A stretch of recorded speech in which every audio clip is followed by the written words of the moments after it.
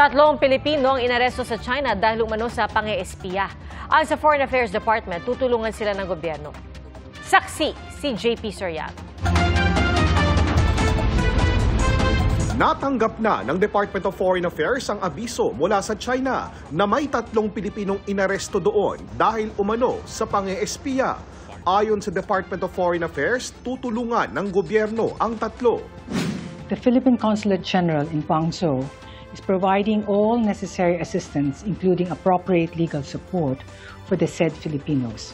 Ang pag-aresto sa tatlong Pinoy inanunsyo ng Chinese Foreign Ministry kahapon sa isang press briefing. Hindi pinangalanan ng China ang mga Pilipinong inaresto, pero sinabi nilang taga-Palawan ang mga ito. Lumabas sa iba't ibang Chinese media na ang isa sa mga Pinoy na inaresto ay nakitang malapit sa isang military facility sa China. Sabi rin sa Chinese media na sa isang press conference, umamin umano ang tatlo at nagsabi umanong nagsisisi sila sa kanilang ginawa. Naghahanap ng paraan ang GMA Integrated News para makuha ang panig ng tatlo. Hindi pinangalanan ng DFA ang tatlong Pinoy.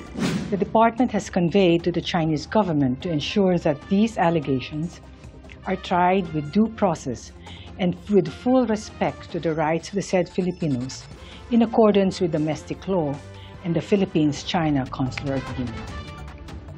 Ang Philippines-China Consular Agreement ay pinirmahan ng China at Pilipinas sa Hong Kong noong 2009, kung saan nakasaad na ang isang Pilipinong masasangkot sa anumang problemang legal sa China ay maaaring tulungan ng konsulado ng Pilipinas. Dito sa Pilipinas, may ilang Chinese national ang inaresto ng mga otoridad dahil din sa umano'y pang-eespiya. Nakita ang ilan sa kanila na nagmamanman sa may Palawan kung saan nagsisimula ang mga maritime mission papuntang West Philippine Sea. Para sa GMA Integrated News, JP Soriano, ang inyong saksi. Mga kapuso, maging una sa saksi. Mag-subscribe sa GMA Integrated News sa YouTube para sa iba't ibang balita.